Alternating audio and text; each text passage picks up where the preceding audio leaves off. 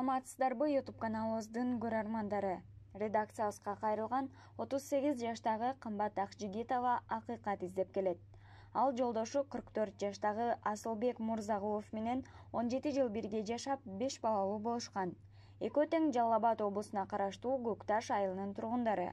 Бирок алар 2020 жылы ажырашып кетишкен.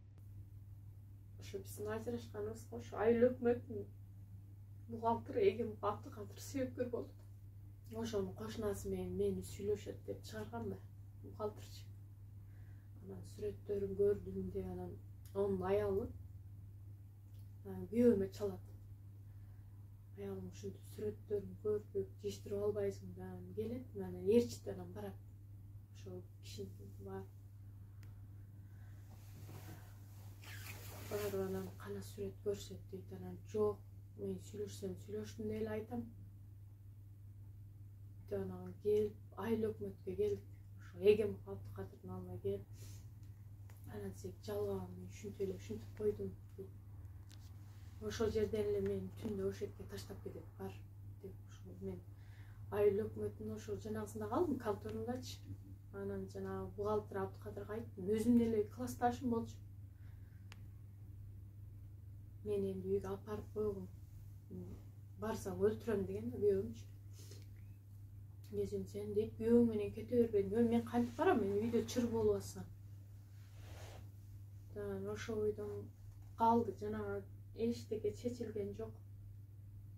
Кийин эле 2-3 күн өтпөй, ошо мектебибиздин мугалими Сатор аса. Ошентип күйөөмө түндө жазып, саат 1-де эмнеге октобой атасың? Анан күйөөм мен болуп жазып, келесизби? Анан жок, мен корком деп жооп берген да. Анда сен коркпой эле койгуң, балдар уктап калган, келе бериң деп мен болуп жазып.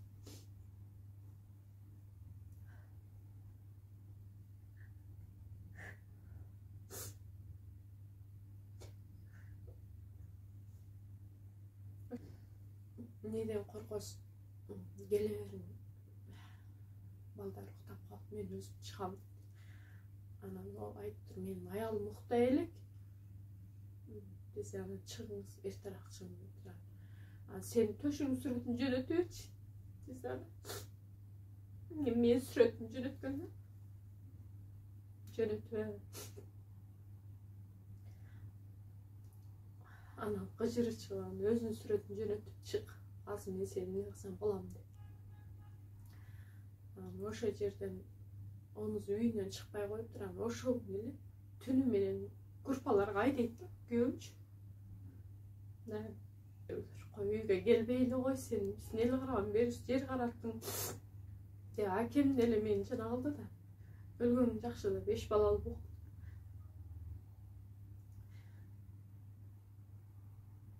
Анан соттор баары ошентип бүттүгө жанагы болду. Уюштурган адамдар жанагыларын төгүштү. Олар тынч жашап атыр да, менин орто жолдо 5 балам. Өзүм балдарымды өзүм алышым керек. Же пособие албасам, же алимент албасам. Жок жерде мени каралап турмушум бузду 5 балам менен. Айыл өкмөткө барып справка берилет, сен беришпейт, жок депчи. Соттун чечими чыксын деди. Балдар 1 жылдан бери менде. Балдарым менде 1 жылдан бери десе, мына күйөөң эмнеге жастырып кеткен? Анан соцсадистке айттым, кайрылып. Жуманазарова Алмаканга айттым, сен барып, мен балдарымды текшерип көрдүңөрбү дедим. Сенде балдар болсо кантип аялыңды чыгарып беребиз деп ойлонбодуңарбы десем, балдар менде деп айтты. Бирөөң 1 жылдан бери мен балдарымдан кабар алдыңарбы дедим да. Десем, индейт. 1 жылдан бери мен 2 жака балдарымды ташып, квартиралап, ошентип күн көрүп атырым. Же жардам деле алган жокмун. Жолдошум жактан эч кандай жардам жок. Анда ошо 7-класстагы кызымды жөнөтсөм, 2 балам интернатка жайгаштыргам да, мектеп. Көкташ айылында ошо мектептин алдында эле интернат бар, ошол жерге жайгаштырсам, чоң кызым тайнемкинде жүрөм деп. Болуптур. Анан 2 кызым тайнесине барган экен, тайнеси Кой өзү 5 баласы бар да, небереси бар.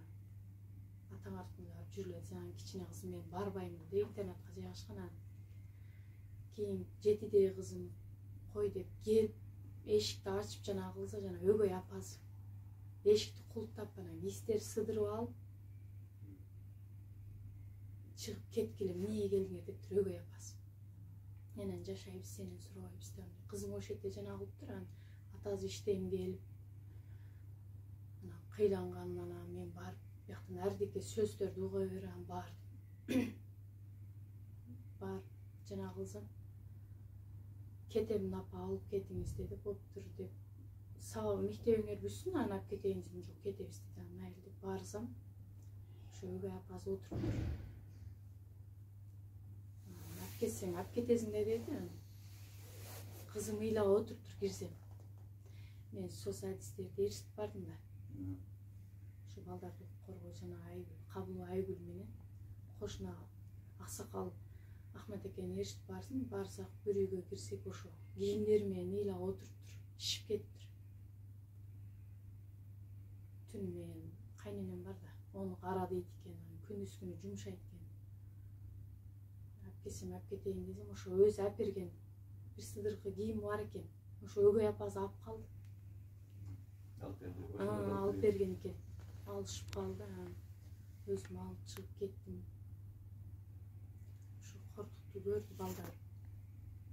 Сот мыйзамдуу түрдө ажыраштырган, бирок ортодогу мүлктөн кымбат Акжигитовага эч нерсе бөлүп берген эмес.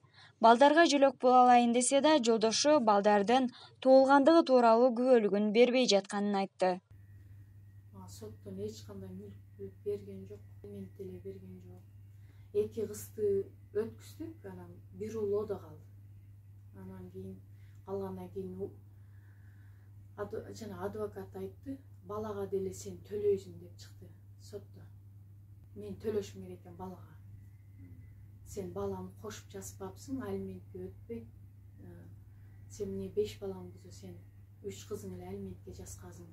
Неге баланы кошпой койгонсуң? Анан бала одобосо мен кошподум да дедим. Десем, сен балага деле алимент төлөйсүң. Жокко чыгарып жалаатка ашырды. Койчу, мен алимент албасам деле балдарын багып алам. Ишим бар. Жана шаарга келе бер, анан шаарда иштедим. Шаарда иштеп, балдарыма акча салам. Кийим кечесин кылам. Анан эч балам менен жолукпаган. Жолукшайык деп балам боптур дедим. Ош базарда жөнөтүп атырсыз балдар деле. Ошо мектепке жөнөтүп атам десем, кийин кылып берейин дедим эле. Атам айтты, боптур кылып бер анда десем. Сизде болсо кылып бериң, мен берем акчаңызды. Атам айтты деген, мага жалган сүйлөп жүрдүм эле. Мени осмокчулап жөнөткөн экен да баласынча. 2 сыйрадан кийин кылып берип жөнөттүм. Жанагы балам ошо ойдунан телефонун балдарыма таштап келген. Өзүмдө телефон жок, анан интернеттен кыздарын коюп, апа бизди туткузбай атыр, телефон бербей да, бирөөнүн телефон бассам, өзүнүн балам жазыптыр да.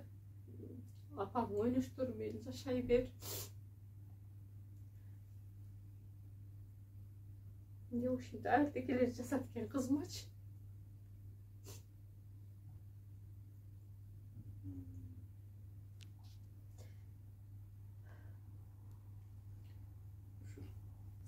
Садиктин Көкташайдын садиктин ошо директор Азимова Жамиля, ошо 30 адамдын колун коюп, бирге иштегендердин деле колун коюп, ошо сот болуп аткан учурда күйөөсү кубалап келди да, 2 баласы мененчи. Сен эмне кол коесуң? Сен эмне кымбатты көрдүңбү деп, ошо күйөөлөр менен урушкан аялдар болду да. Өзү сиңдиси экөө ошол жерде иштейт. Жолдошу Асылбек Мурзагулов ажырашкандарынан 3 ай өткөн соң башкага үйлөнгөн. Кымбат Айымдын айтымында, жолдошу ажырашуу үчүн жогорудагыларды уюштурган болушу мүмкүн. Ошондой деп уюштурду деп ойлойм да. Адвокатым жок эле, кечеги адвокат алайынчы, мен балдар кантип эле мен өгөй апага өткүзүп коем мен. 1 жылдан бери кыйланып жана кылып аткан болсоң бар дейт, ошо Жуманазар Алмакан бар, сен күйөөңө сурап кел дейт. Анан күйөөмө чалдым да, сен башың барбы? Эмнеге балдарды өткүздүң? Мен жанагы болсом дагы мен бияктан недирки балдарым оюман өтө берди. Барсам балдарым алиментке өткүзүп коюптур.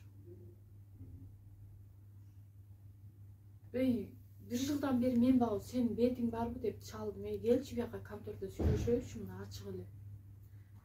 Мен өткүзбөй жүрүм алиментке, койчу мен кутулганыма шүгүр. Ошо Бишкектен кеп эле коеюнчу деп тажап жүрсөм, сен эмне алиментке өткүздүң? Десе анан сөгүп өчүрүп салды. Жолдошум бай. 4 жылкы, 1 машина, 4 уй бар эле да. Жер 20 сөтүктөй жер бар. Бирок ошо жолдошум жанагысы менен деле кыйкырыштым адвокат менен. Сен 5 баламдын үстүнөн акча жеп атырың дедим. Тешип чыксын, мен 5 баламдан бир насик ала албай жүрүм мен. Адиназаров Асылбек. Ошо адвокат чалды ажырашканда. Анан 1000 сом акча берсең, анан мен сенин балдарыңа алимент өткүзүп берем да. Болуптур. Зорго эле ошону ажырашып жүргөн убакта да. 1000 сом акча бердим адвокаткачы. Энди козголот экен деп, анан ошентти, анан ошо ойдон жок да. Ошо ойдон эчтеке чыккан жок. Эчтеке алган жок. Куру өзүм чыгып кеткем, анан дагы мага документтерди урдап кеткенсиң дейт. Урдап кеткен болсом, мен сенен кайта келип балдардын метиркелерин сурайм дедим. Бишкекте ооруп калды, мен больницага апара алганым жок. Аптекага барсам, кана жана доктурлардын кагазы дейт. Аны кеп бере берчи, ооруп атыр. Биздин документибиз жок апарганга. Кече акыркы ошо сотто. Ошо соттун өзү айтты. Кыкырышпай эле койчу, ошо документти өзүң алып бер. Деп ошенткенде мен балам ошодо калган да, анан өзү Алапкада иштеген мен. Анан иштеп баламды көрүп кетейин деп барсам, чалсам зайнтти басып кое берет. Кече келдим, ошо сотко келсем, балдарды коргоо жанагысы айтты. Жанагы адвокатка кайрылып жазып таштап коюм деди. 1 ай 2 айда чечилет деди. Анан 1 ай 2 айга чейин мен жүрө албайм да айылда. Эч кандай жардам алганым жок. Даже балдарың каякта деп сураганга адам жок. Балдарым жок. Мектеп башталганга келишкен Бишкекте эле.